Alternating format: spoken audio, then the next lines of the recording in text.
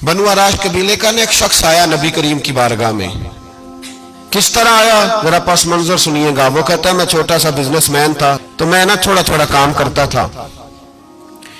मैं मक्के के दाएं बाएं जो गांव थे, बनु आराश एक कबीला था, तो उस गांव से मैं 2-4 जानवर खरीदता, मक्के ला के मैं 1-2 दिनार नफा लेके बेच देता। व्यापारी कहते हैं हम अपनी जुबान में, तो कहते मेरा ये कारोबार था। एक दफा मैं 2 ऊंट लेके मक्के आया, तो मक्के में मैंने शोर सुना कि यहाँ एक जादूगर है, माज़अल्लाह साहिर है, काहिन है, उसके करीब कोई ना जाए। कहते ये शोर मैंने सुना। मैंने कहा चलो नहीं जाते। कहते वो 2 ऊंट मैंने बेचे तो मेरी कम नसीबी देखो कि बेच मैंने अबू जाल के हाथ दिए। ऊंट खरीद लिए तो मुझे कहने लगा कल पैसे ले लेना। मैंने कहा घर कहाँ है? कहने लगा फलां गली में, फलां मोहल्ले में, फलां जगह मेरा घर है। कहते हैं मैं मजबूर था, छोटा सा कारोबारी था, मैं बड़ा बिजनेसमैन नहीं था। अगले दिन मैं उसके घर गया, मैंने कहा पैसे, तो कहने लगा कल आना। कहते हैं मैंने कहा कि ये बड़ा आदमी है, कहीं बिगड़ गया तो मैं पैसे कैसे लूंगा। मैं चुप करके आ गया। अब 2 रातें मुझे चौक में सोते हुए हो गई। ना तो मेरा कोई रिश्तेदार था, ना कोई जमाना था होटलों का, मजबूरी थी।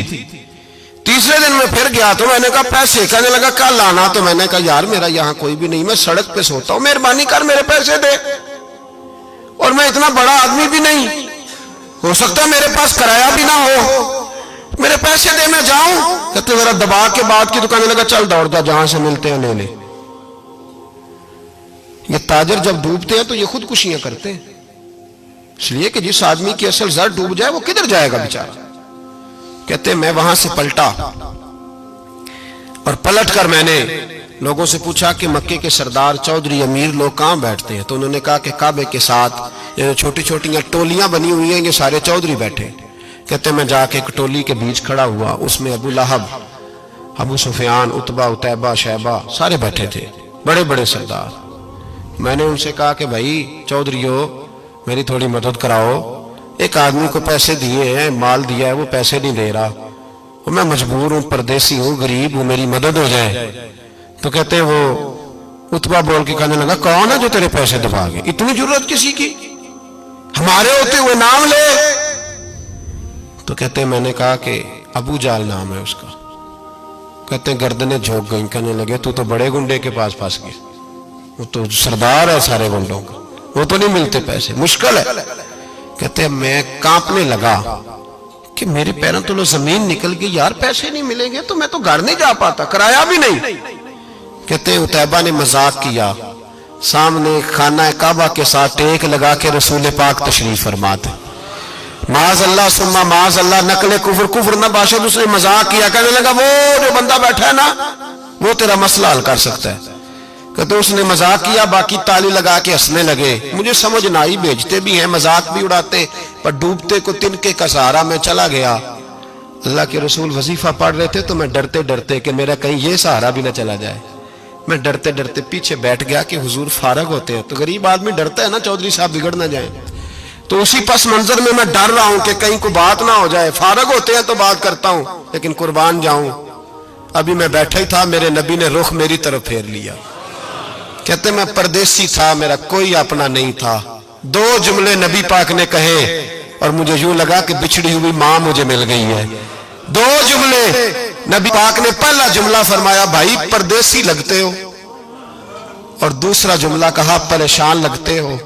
कहते हैं मेरे आंसू यूं निकले जैसे नहरें बहती हैं। मैंने कहा महबूबा मैं तुझे जानता तो नहीं, पर परदेश में लुट गया हूं। शाला परदेसी कोई भी न थी वे, कख जुना तो पारे। हुजूर एक आदमी ने पैसे दबा लिए। कहते जब मैं रोया तो नबी पाक ने ना नाम पूछा उस बंदे का, ना काम पूछा, मेरी गर्दन पे थपकी दी, फरमाया फिक्र ना कर, जैसे तो कहेगा वैसे ही हो जाएगा।